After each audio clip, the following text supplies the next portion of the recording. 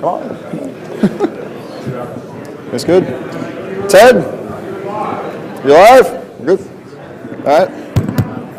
Good morning, everyone, and welcome to ShmooCon 10. Yay!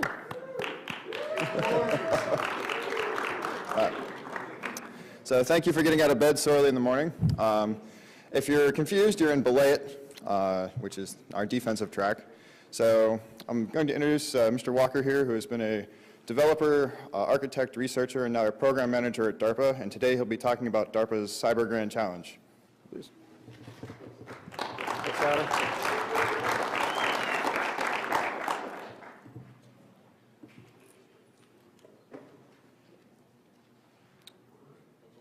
Good morning, everybody. So a lot of you may know about DARPA's history of challenges and how in 2004 DARPA challenged innovators worldwide to build prototype self-driving cars and race across the desert. The idea was create a high-stakes global challenge and select innovation through competition.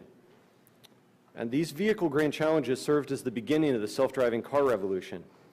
And what in 2004 seemed improbable, the idea that self-driving cars could drive out onto America's highways, now in 2014 seems like an inevitability. So if we want to look 10 years ahead in computer security and build a challenge that could revolutionize our field, where can we find a competition format that compelling? Because certainly our field has nothing as accessible as vehicle racing. And when it comes to computer security, it's very difficult to build a compelling challenge because we're up against fundamental limits. Before we even had anything resembling a modern computer, Alan Turing gave us the halting problem. He proved to us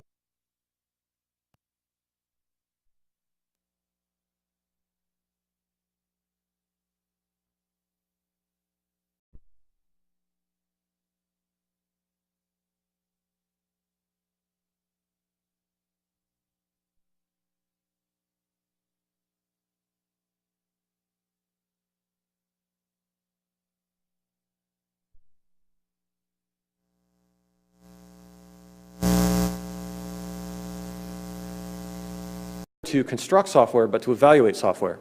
Their task is to formulate a concrete input with correctness or processing property. Maybe it causes a crash. But the way that this challenge phase works is if you can construct an input that shows that your competitor's program is faulty, you gain points and that solution loses points. Now, the example I've given is binary search, and I've showed that there's an integer overflow in the binary search algorithm to the left.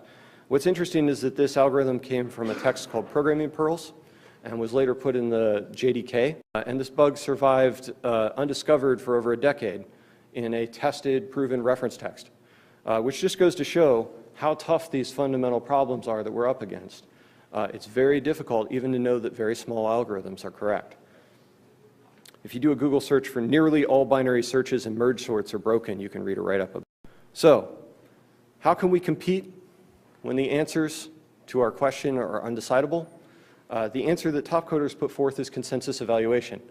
If we can't say this program is secure or this program is correct, maybe we can say it is as secure or as correct as all the brain power in the room says it is. So, can we apply this to computer security? Well, it turns out that the security community has embraced the same principles in the construction of their skills competitions, capture the flag.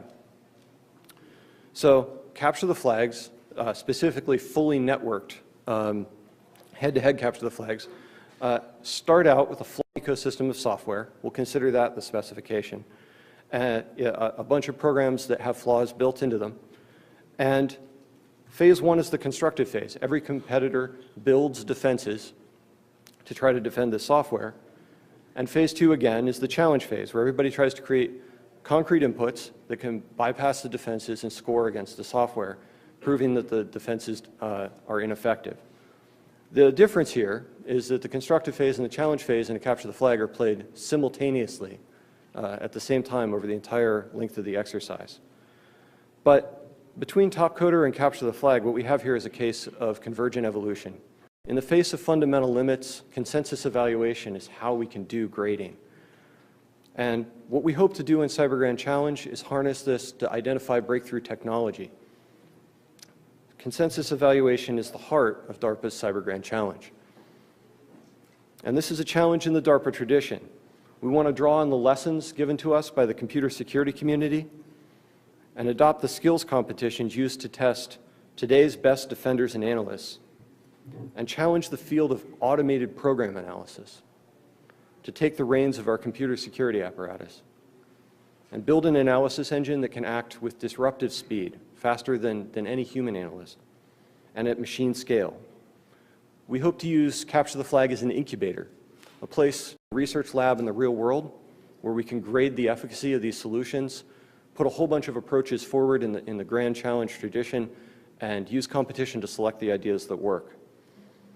And what we hope to do is think about computer security in a new way, not as a contest of experts and tinkers, but someday as the domain of machines. Now, to get there, we have to put forward our premise, and that's that these contests, Capture the Flag, are an alternative software ecosystem, but their challenges and constraints mirror those imposed on real-world network defenders, that the skills and incentivizations are authentic. So let's start at the beginning. What do I mean when I say an alternative ecosystem of software? So every Capture the Flag exercise starts with a bunch of software called challenge binaries. And what's interesting about these is that they're built from scratch for every game. When you walk into a Capture the Flag, nobody's analyzed any of the software and you don't know anything about it. If you take any of the core tools or reverse engineering or network monitoring tools that you may be familiar with, things like Wireshark or Snort, and you connect it to a Capture the Flag network, the knowledge quanta, the filters, the signatures, the parsers inside those tools aren't going to be able to make any sense out of the protocols spoken on a Capture the Flag network because they're built just for that game. They're a custom ecosystem. And that means that the only way to gain knowledge in a Capture the Flag is through binary reverse engineering, to treat the software as the specification and to learn what it truly does. So this particular example is from DEF CON Qualifiers 2007. This was a service that spoke its own protocol. It was a multi-process, multi-threaded networked hashing service, and it used the pthread mutex library to guard its concurrency, and it contained a flaw where, because of a concurrency flaw, a lock-unlock flaw that was activated via race condition, if you could find that flaw, then there was memory corruption, and the memory corruption could violate a security property. But this is just one example of the authentic problems cooked into synthetic software that's part of the tradition of Capture the Flag. So, having talked about the software ecosystem, let's talk about the constraints, the challenges that are imposed on you in a live-fire CTF. So, first is attribution and reputation. On the real internet, we can't make a snap judgment about any IP address and say, this IP address is good, this IP address is bad. We have to consider every connection and its content individually. And that constraint makes sense on a network as vast as the internet. But inside of a limited network like a Capture the Flag with maybe 10 or 11 hosts, it becomes very difficult to mirror. So the way that this constraint is mirrored in the game is that all connections are put through a network mixing appliance, usually a source NAT that's randomizing, and it gives every connection a new source IP address. So everything's mixed together, and you have to deal with a problem as big as attribution on a real network. The second problem is resilience. In the real world, our challenge is not as hard as surviving a single red team assessment once a year. We have to continually defend users' data 24 hours a day. And the way that on the Capture the Flag network this constraint is mirrored is through the introduction of new flags behind every service at random intervals, so that you're not just guarding a service, you're guarding a service continually throughout the game. And finally, there is the problem of availability. If you're told that your software may contain flaws, as most software may, and that it's going to be connected to a network where its security is going to be assessed, then the best way to get a high score is not to connect your services. But in the real world, we can't do that. In the real world, we have software that that may have security flaws in it, and our users need to take advantage of that service. So the way that this is represented in the game is through a special agent called a service puller that interacts with every service in the game, speaking its own protocol, making highly authentic, high availability requests, and in your attempts to defend the software, you have damaged its function or performance in some way, and decrementing the score of anyone who damages the software. So we have challenge binaries as the base, the constraints layered on top. Let's talk about the vantage point that you're allowed to defend software from during the exercise. So I've talked about the service puller, the traffic you must support, and competitor proof of vulnerability, and how it all goes through a mixing appliance. So you can't tell it apart by address. You have to do it through content inspection. Now, capture the flag formats vary, but in general, you're going to pass through a network defense layer. In the network defense layer, you're going to have some sort of monitor and or modify appliance that can do traffic inspection. And the goal here is, if you make modifications, don't disrupt the service puller, and do disrupt competitors' proofs of vulnerability. And then the second place, your second vantage point, is going to be the challenge binaries themselves. In these games, the reference challenge binary that you're given is just a guide. You're allowed to reformulate it in any way you wish. You can armor it, you can reformulate it, you can put custom defenses in there. The requirements are simply do not damage the function or performance, and do make it more secure. And CyberGrand Challenge is no exception here. The idea is support the service puller, don't support anything else. So that's the vantage point, the challenge binaries, the constraints. What's the game plan? If I sit down to play this game at a high level, what are the actual engineers and competitors going to be doing? Well, at the beginning, you're going to gain access to the challenge binaries for the first time, and you are in an analysis race.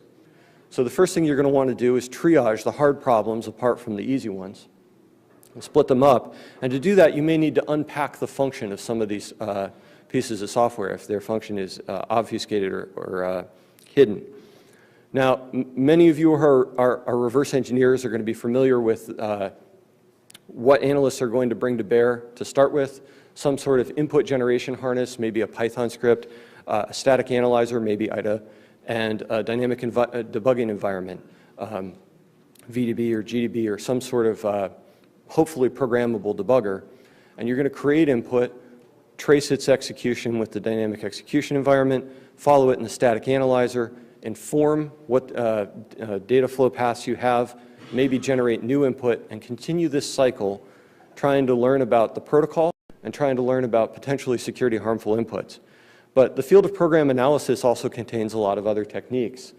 You could use fuzzing, vast quantities of input generation, maybe randomly generated in a Monte Carlo technique, hopefully informed or by some sort of grammar about the software.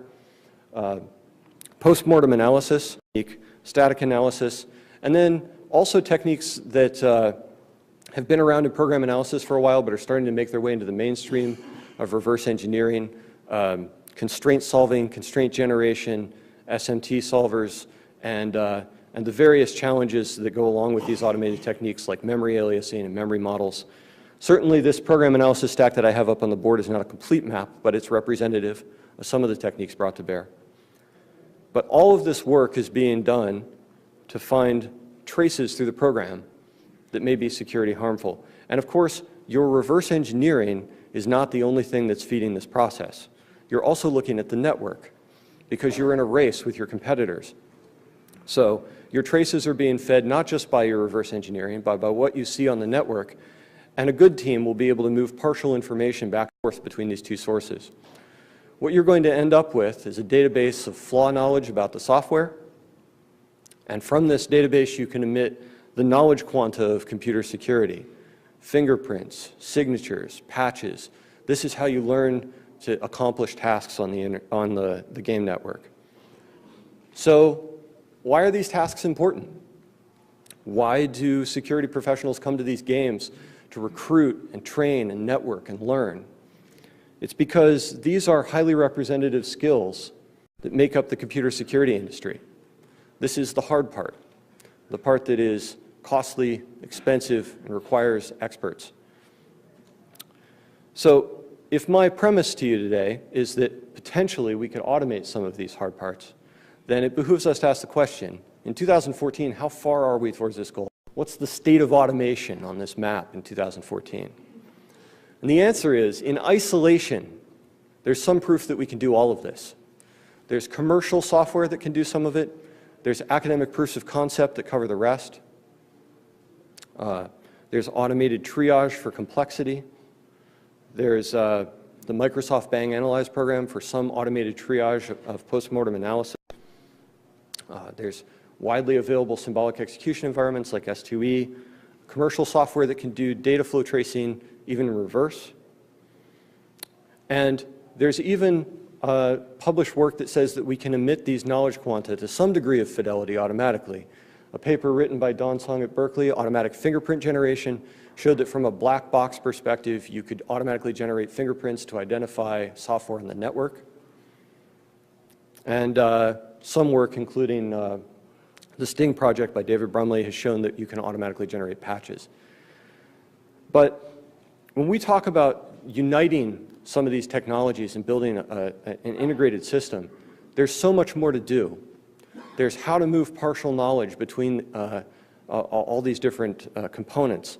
There's how to actually go from partial knowledge to a decision.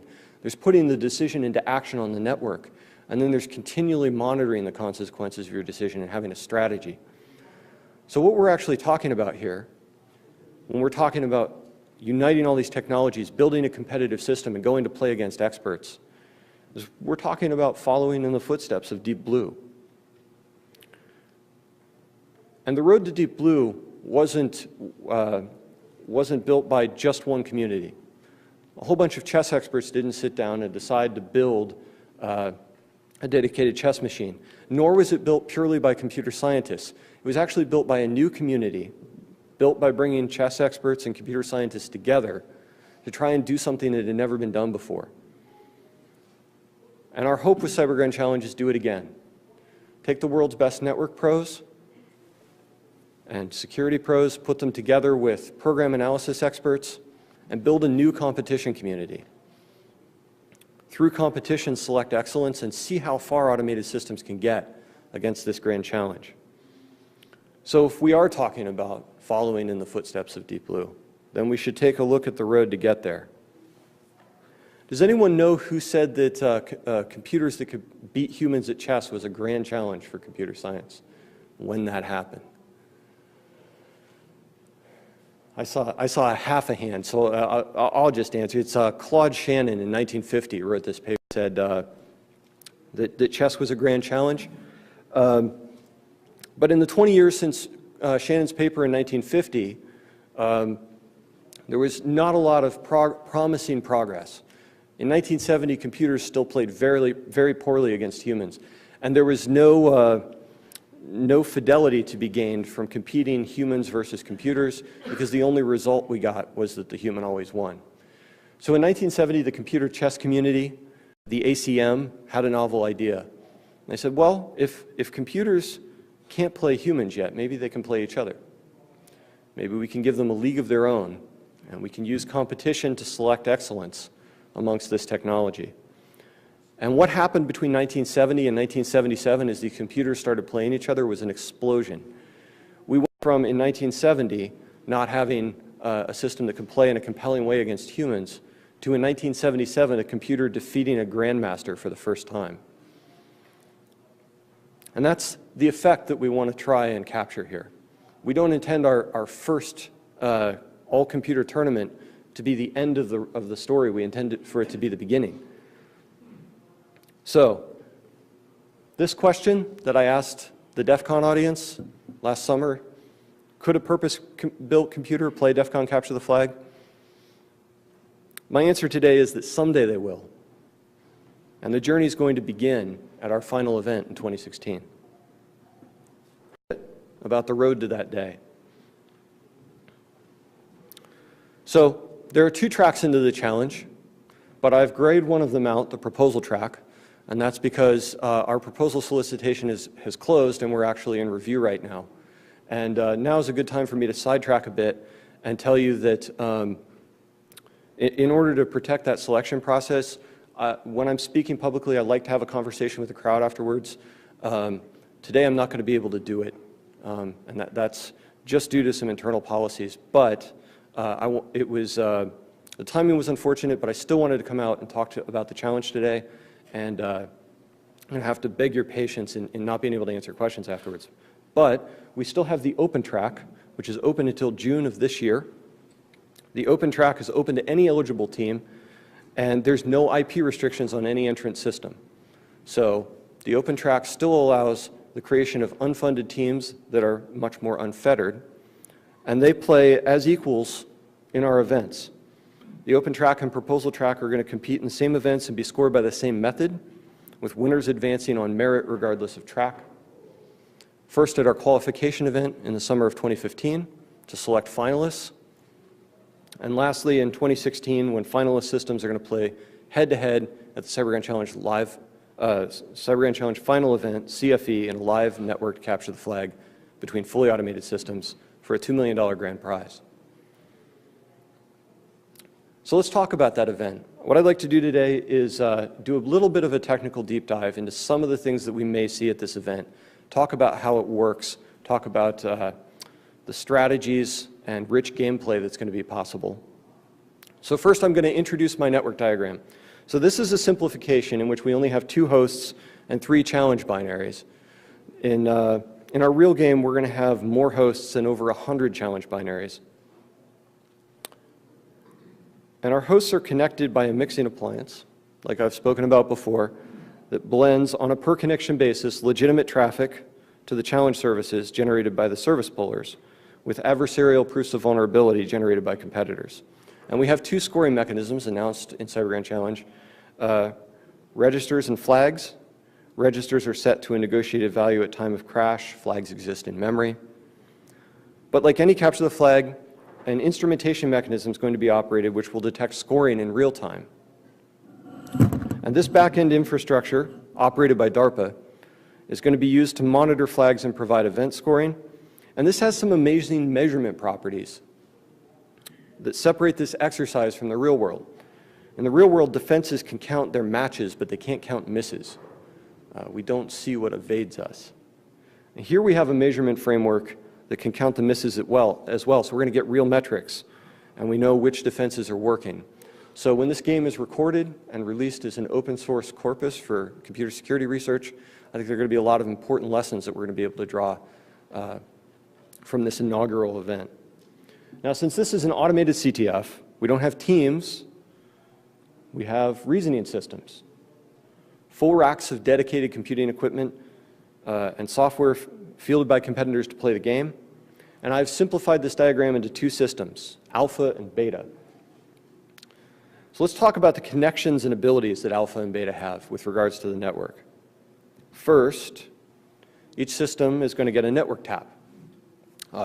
Capture the flags differ a little bit in how traffic monitor and modify works. In our case, everyone gets a monitor tap. And every system is going to have the ability to emit proofs of vulnerability into the network against competitors to score points and provide consensus evaluation for the entire game. Each system is also going to have the ability to field replacement challenge binaries. And again, these can be reformulated in any way that's compatible with our framework. Advanced defenses, randomization defenses, memory defenses. However a system chooses to rebuild software, if it's compatible with our framework, they can field it. And each system has the ability to field network filters in a common language to a network appliance with the ability to modify traffic and to generate alerts. Now, if we want a high-fidelity simulation, we need to talk about what's missing from this map.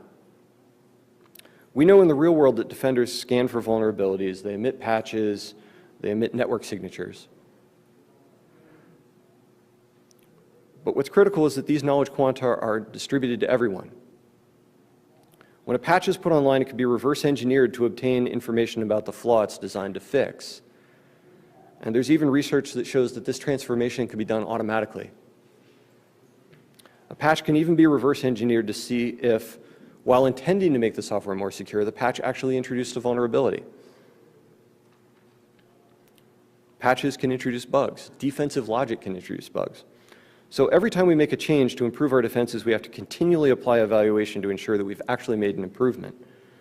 So enter Shannon's maxim, easily summarized as the enemy knows the system, but perhaps better known to some of you as security through obscurity is no security at all. So there's good evidence that Shannon's maxim has powerful impacts on our defensive choices. Many of you will remember that during Mudge's time as a DARPA PM, he spoke here a few years back, and he brought this slide. This was from DARPA's Cyber Analytic Framework. And just as a refresher, what this is showing is that for 1 month, of the critical vulnerabilities that had to be patched, 17 were patched, 6 were in defensive software that was intended to protect systems and not make them weaker. So if we're going to absorb this lesson and put it in the game, that's the reason we have consensus evaluation and that our competition framework distributes patches and signatures as they are fielded. So let's revisit this slide and let's add this last data flow. This is our consensus evaluation mechanism. Every competitor gets every other competitor's binaries and filters. So the way the CyberGun Challenge framework works is this. When you submit a new binary or signature, it's distributed to all other teams. And this has a lot of interesting implications. This means that if you make a change to software intending to improve its security and you actually weaken it, then a competitor that manages to evaluate this weakness is going to be able to score against you in a unique way. And that's going to provide consensus evaluation ability to the entire game. This also means that highly specific patches and defenses could be mined by opponents for flaw information. It means that flaw information is going to move around this competition in a holistic way, potentially starting as partial information and more defined as each system works on the problem, and vice versa. So when we connect all of these systems and we let them play this game head-to-head against each other, each system making discoveries, taking action on the network, reacting to each other in adaptive cycles, it's a pretty big ask. And some of you may be thinking to yourselves, is this really possible? I understand that there's some academic proof of concept that says that we may be able to do this, but what's the real-world state of the art right now? So I want to show you this slide. This slide is called Sage in One Slide. That's the Google search term to bring it up. It's released by Microsoft Research. And what this shows is that Microsoft is currently fielding a system which uses multiple techniques from that battery of program analysis that I showed you earlier. Constraint solving, fuzzing, smart input generation, to emit concrete proofs of vulnerability against Microsoft software, patch it prior to release. So there's a couple interesting data points up here. One is that the claim on the slide is that at 200 plus machine years, this is the world's largest fuzzing lab. But the other slide, the other point I want to show you, is that 1/3 of all the critical security bugs found in Windows 7 were found by this system. So think about that ratio. Right now, 2/3 of the bugs found and reported in Windows were found by researchers, folks like the competitors playing Ghost in the Shell code at this con, and the other third was found by a reasoning machine backed with tons of computing power. So if today the ratio is 2/3 to 1/3, what's the ratio going to be tomorrow? And why can't we take technology like this and put it into an integrated live network defense system and see how it does on its own? Let's play one more scenario. Let's take our two systems, alpha and beta, and start with the moment that beta discovers a flaw and formulates a scanner module for that flaw. Beta chooses to use this knowledge to emit a challenge onto the network to prove that the service operated by alpha is vulnerable. Now, what if alpha has coupled its network monitoring capability to a dynamic execution environment, or an instrumented debugger, on the slow path probably, processing inputs as fast as it can? And what happens when alpha plays the input from beta through this system and detects that there's a scoring event caused by this input? Now, in our hypothetical scenario, let's say that alpha detects that this input is security harmful but doesn't have a complete model of the flaw. And so it chooses to field a network signature to block the flaw. Alpha fields this signature, and it blocks just this input, but maybe not all possible scoring inputs. Now, at this point, something interesting happens because we have consensus evaluation, and a copy of the signature is going to be distributed to everyone, including beta. And now beta can detect that alpha reacted to its probe. Beta can evaluate alpha's ability to respond to challenges. Beta knows something about how alert alpha is. And in the future, it may potentially exclude alpha from future discoveries. If alpha figured out this flaw when I scanned it, maybe I shouldn't scan alpha in the future. So this is significant. We may actually see here as machines influencing each other's strategic decisions. We will have a chance to learn something new about the game theory behind computer security when this event is studied. Beta also has the option to continue evaluating alpha by fielding additional inputs. And as this happens, it may actually teach alpha how the flaw works. And alpha fields a patch. And now we've reached a fully defended state. Now we play another round. Now, as we think through this scenario, I have a question for you. If we could do this, how fast is it going to happen? These are machines. We know how fast these cycles happen today. Researchers have provided us with really good data on this point. A pioneering paper titled "Before We Knew It" applied the following methodology. They downloaded tons of files from all across the internet, built a dated corpus, and then, as flaws were discovered, they mined those files to see when was the earliest existence proof that there was a file that exercised that flaw. And from this, they were able to gain timeline data for how long flaws remain undiscovered. And their average was 312 days.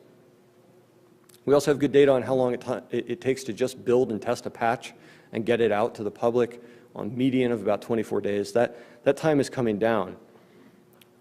But when we talk about reducing or increasing attacker costs, we should talk about how time is currency. And right now, attackers have a lot of currency. I submit to you that our inability to cope with the scale of the problem in a timely manner contributes greatly to the imbalance of power that people talk about when they say that attackers have the upper hand. So let's play through another scenario. This time, Alpha discovers a flaw and decides that his strategy is to quickly patch first. Submits a reformulated challenge binary, and this flaw is immediately available for consensus evaluation. And that means that the challenge binary is handed over to beta. Beta receives a copy of this binary, and through different binary differencing of some type, also learns about the flaw and decides to field its own patched binary. And that's also distributed for consensus evaluation.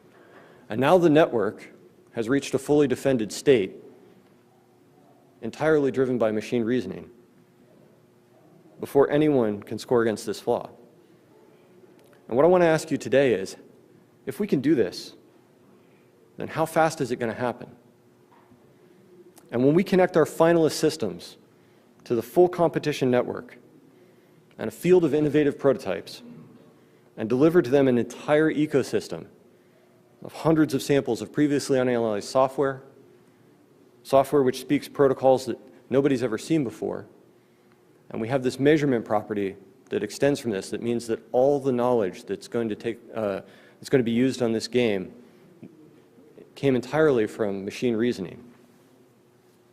When we tell these systems to analyze the software, to evaluate their competitors' mistakes, to secure the software, to defend the network, what amazing cycles of adaptation and counter-adaptation are we going to see? How close to the abilities of experts are these systems going to come? How fast and how big of a game are they going to play? And what kind of lessons is it going to teach us about the future of computer security? I believe that what we have here is a chance to build a window into the future. The spectators at our event are going to see not just a scoreboard, but a high-fidelity visualization into the heart of this game. And they're going to have a chance see what computer security may someday become. I believe that we may someday look back on a time when we had to manually pull apart binary software and put it back together again to defend our networks with the same type of wonder that our children look at rotary phones with. So if I've convinced you today that our industry is on the verge of threshold change, then I invite you to join us, because the end of our event may be the beginning of a revolution. I want to thank everybody for coming out to listen today, getting up in the morning to see me, and thank you to ShmooCon for the invitation to come and talk. Thanks, everybody.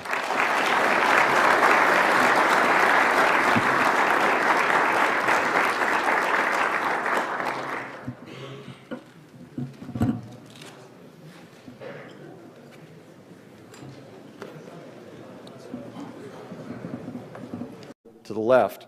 What's interesting is that this algorithm came from a text called Programming Pearls and was later put in the JDK. And this bug survived undiscovered for over a decade in a tested, proven reference text, which just goes to show how tough these fundamental problems are that we're up against. It's very difficult even to know that very small algorithms are correct. If you do a Google search for nearly all binary searches and merge sorts are broken, you can read a write-up of it. So, how can we compete when the answers to our question are undecidable?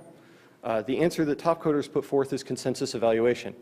If we can't say this program is secure or this program is correct, maybe we can say it is as secure or as correct as all the brain power in the room says it is.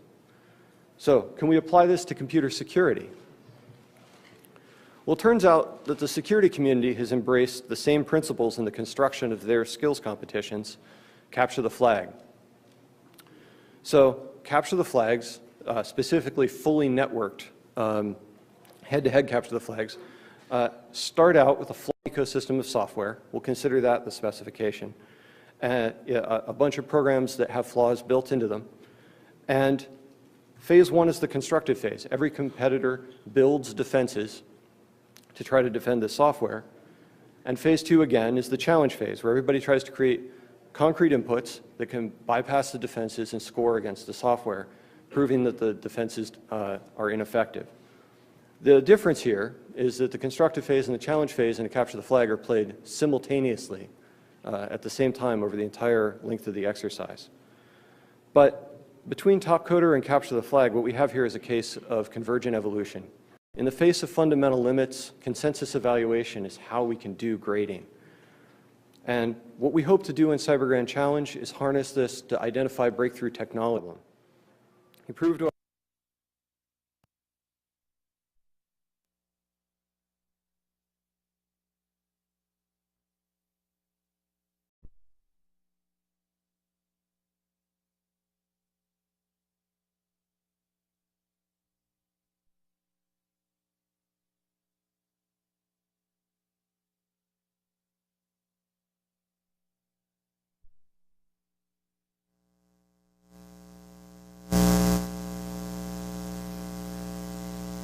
to construct software, but to evaluate software. Their task is to formulate a concrete input with correctness or processing property. Maybe it causes a crash. But the way that this challenge phase works is if you can construct an input that shows that your competitor's program is faulty, you gain points and that solution loses points. Now, the example I've given is binary search, and I've showed that there's an integer overflow in the binary search algorithm. In 2004, DARPA challenged innovators worldwide to build prototype self-driving cars and race across the desert. The idea was create a high-stakes global challenge and select innovation through competition. And these vehicle grand challenges served as the beginning of the self-driving car revolution. And what in 2004 seemed improbable, the idea that self-driving cars could drive out onto America's highways, now in 2014 seems like an inevitability. So if we want to look 10 years ahead in computer security and build a challenge that could revolutionize our field, where can we find a competition format that compelling? Because certainly our field has nothing as accessible as vehicle racing. And when it comes to computer security, it's very difficult to build a compelling challenge because we're up against fundamental limits. Before we even had anything resembling a modern computer, Alan Turing gave us the halting problem. Come on.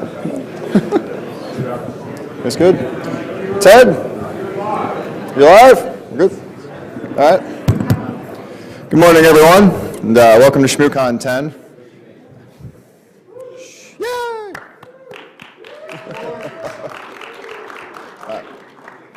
So thank you for getting out of bed so early in the morning. If you're confused, you're in Belay It, which is our defensive track. So I'm going to introduce Mr. Walker here, who has been a developer, architect, researcher, and now a program manager at DARPA. And today he'll be talking about DARPA's Cyber Grand Challenge. Please. Thanks, Adam.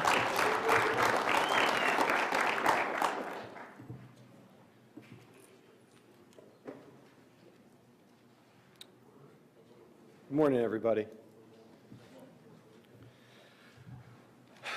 So a lot of you may know about DARPA's history of challenges and how in